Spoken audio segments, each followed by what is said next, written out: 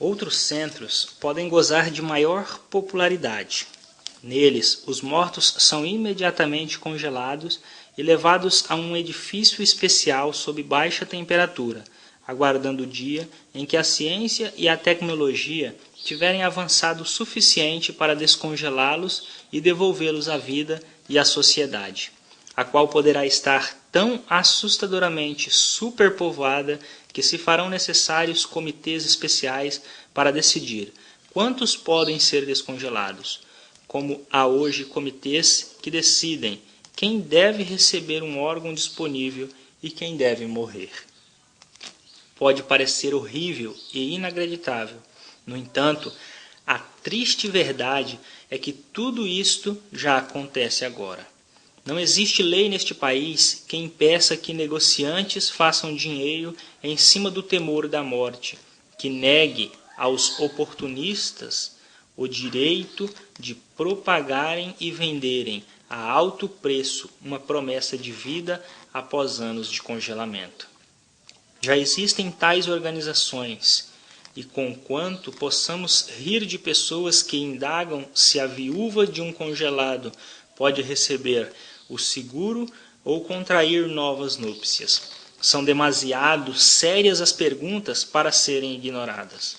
Na realidade, essas pessoas demonstram alto grau de rejeição necessário a alguns para evitar enfrentar a morte como uma realidade. Parece ter chegado o momento de as pessoas de todas as profissões e religiões se unirem antes que a nossa sociedade se torne insensível a ponto de se autodestruir. Agora que volvemos ao passado, considerando a capacidade humana de enfrentar a morte com serenidade e vislumbramos um tanto amedrontados o futuro, voltemos ao presente e indaguemos seriamente o que podemos fazer, como indivíduos, com relação a tudo isto. O fato é que não podemos fugir de todo da tendência dos números crescentes. Vivemos numa sociedade onde predomina o homem da massa, em detrimento do homem como indivíduo. Queiramos ou não, serão maiores as classes nas faculdades de medicina. O número de carros nas rodovias aumentará. O número de pessoas mantidas vivas crescerá, se levarmos em conta apenas o avanço no campo da cardiologia e da cirurgia cardíaca. Não podemos retroceder no tempo. Não podemos propiciar a todas as crianças a experiência de uma vida simples, numa fazenda, em estreito contato com a natureza, nem a experiência do nascimento e da morte do ambiente natural da criança. Os religiosos podem não conseguir que se volte a acreditar na vida depois da morte, o que tornaria mais compensador o ato de morrer, mesmo através de uma forma de rejeição da mortalidade num certo sentido. Não podemos negar a existência de armas de destruição em massa, tampouco podemos regredir de alguma forma no tempo. A ciência e a tecnologia proporcionarão sempre mais transplantes de órgãos vitais e crescerá enormemente a responsabilidade das interrogações sobre a vida e a morte, sobre doadores e receptores. Problemas legais, morais, éticos e psicológicos serão postos diante das gerações presentes e futuras, que decidirão questões de vida e morte em número cada vez maior, enquanto tais decisões não forem tomadas também por computadores. Embora todo homem, por seus próprios meios, tente adiar o encontro com estes problemas e estas perguntas, enquanto não for forçado a enfrentá-los, só será capaz de mudar as coisas quando começar a refletir sobre a própria morte. O que não pode ser feito no nível de massa, o que não pode ser feito por computadores, o que deve ser feito por todo ser humano individualmente. Todos nós sentimos necessidade de fugir a esta situação. Contudo, cada um de nós, mais cedo ou mais tarde, deverá encará-la. Se todos pudéssemos começar admitindo a possibilidade da nossa própria morte, poderíamos concretizar muitas coisas, situando-se entre as mais importantes o bem-estar de nossos pacientes, de nossas famílias e talvez até de nossos pais. E de nosso país, né? Se pudermos ensinar aos nossos estudantes o valor da ciência e da tecnologia, ensinando a um tempo a arte e a ciência do interrelacionamento humano, do cuidado humano e total ao paciente, sentiríamos um progresso real, se não fosse feito mau uso da ciência e da tecnologia no incremento da destruição, prolongando a vida em vez de torná-la mais humana.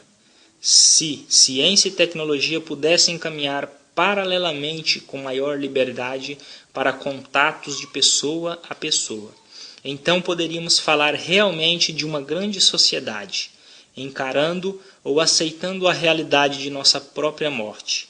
Poderemos alcançar a paz, tanto a paz interior como a paz entre as nações. O caso seguinte, vivido pelo Sr. P., elucida o avanço médico-científico aliado ao aspecto humano. O Sr. P., de 51 anos de idade, foi hospitalizado com rápida e progressiva atrofia muscular por esclerose lateral, com envolvimento bulbar. Era incapaz de respirar fora do respirador, tinha dificuldade de tossir e escarrar, contrair a pneumonia e a cicatriz da traqueostomia infeccionara, o que o impedia também de falar, sendo obrigado a guardar o leito, ouvindo o som horrível do ventilador, incapaz de comunicar aos outros seus pensamentos, suas necessidades e sensações. Talvez jamais nos aproximássemos dele, se um dos médicos não tivesse pedido ajuda. Veio visitar-nos numa noite de sexta-feira, pedindo simplesmente apoio para si e não para o paciente. Enquanto prestávamos atenção no que dizia, ouvimos a comunicação de uma gama de sentimentos de que normalmente não se fala. Na hora da internação, o médico fora incumbido de cuidar desse paciente e estava muito impressionado com o sofrimento do homem. Relativamente jovem, tinha um distúrbio neurológico que exigia uma atenção médica particular e cuidados especiais de enfermagem para que sua vida durasse um pouco mais. A mulher do paciente sofria de esclerose múltipla, tendo todos os membros paralisados há 3 anos.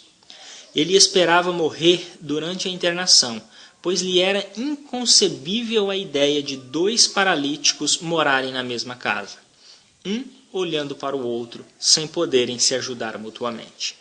Esta dupla tragédia provocou ansiedade no médico, que envidava esforços sobre-humanos para salvar a vida do paciente, custasse o que custasse, sabendo muito bem que isso contrariava os desejos dele.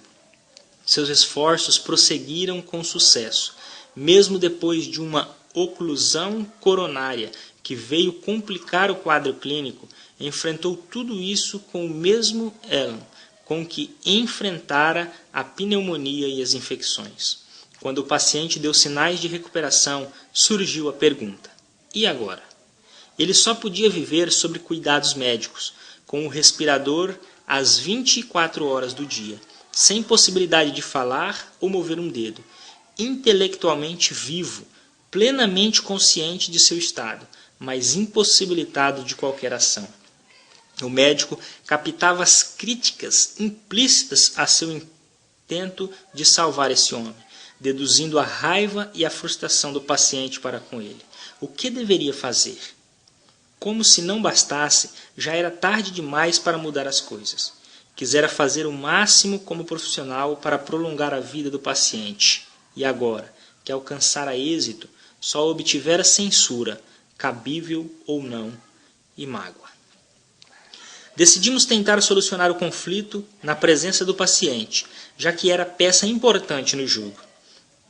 Quando expusemos a razão de nossa visita, ele mostrou-se interessado e visivelmente contente por ter sido incluído, prova de que o considerávamos e tratávamos como uma pessoa, apesar da impossibilidade de se comunicar. Ao apresentar o problema, pedi que balançasse a cabeça ou nos desse outro sinal se não quisesse discutir o assunto. Seus olhos falaram mais do que as palavras.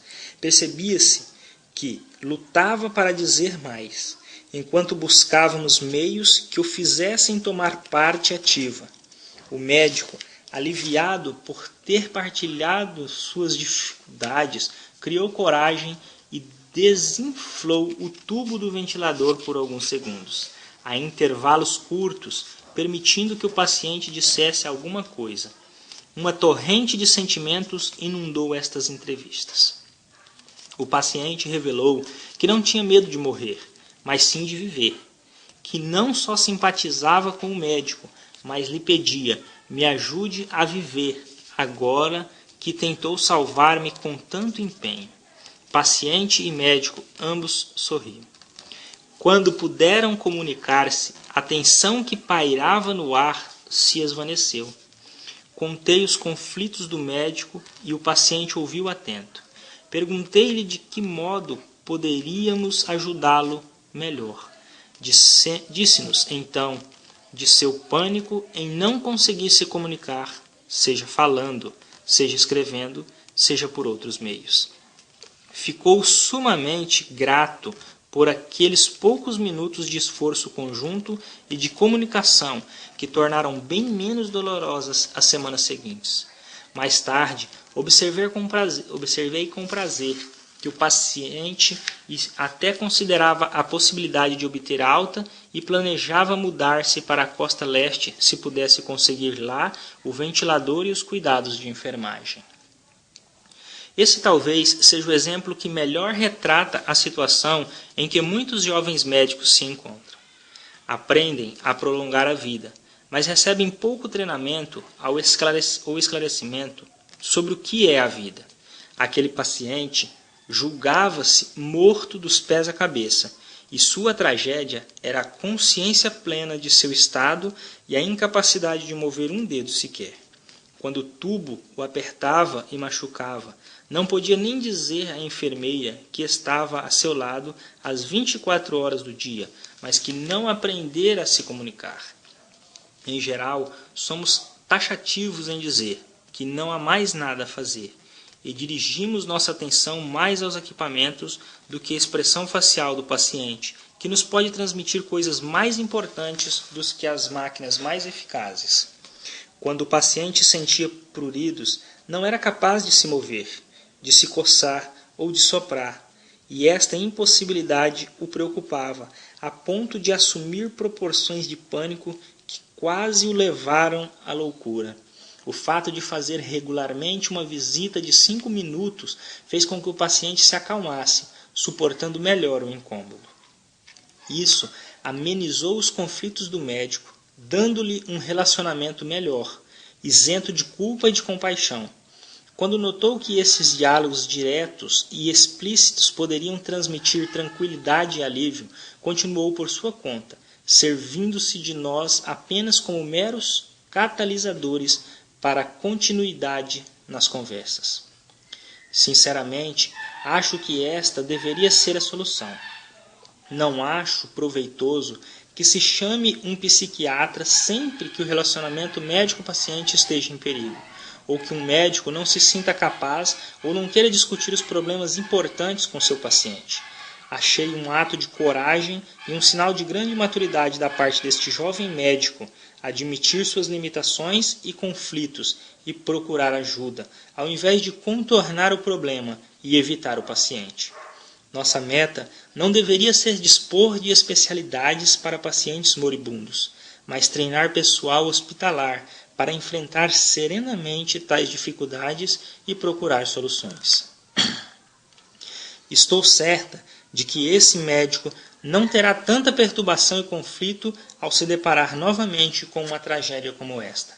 Tentará ser médico e prolongar a vida, mas levará em consideração também as necessidades do paciente, discutindo-as francamente com ele. O nosso doente, que antes de tudo era uma pessoa, sentia-se inabilitado para suportar a vida, justamente por estar impossibilitado de fazer uso das faculdades que lhe restavam. Com esforço conjugado, muitas dessas faculdades podem ser despertadas, se não nos assustarmos vendo alguém sofrer, desamparado. Talvez eu queira dizer o seguinte: podemos ajudá-los a morrer, tentando ajudá-los a viver, em vez de deixar que vegetem de forma desumana.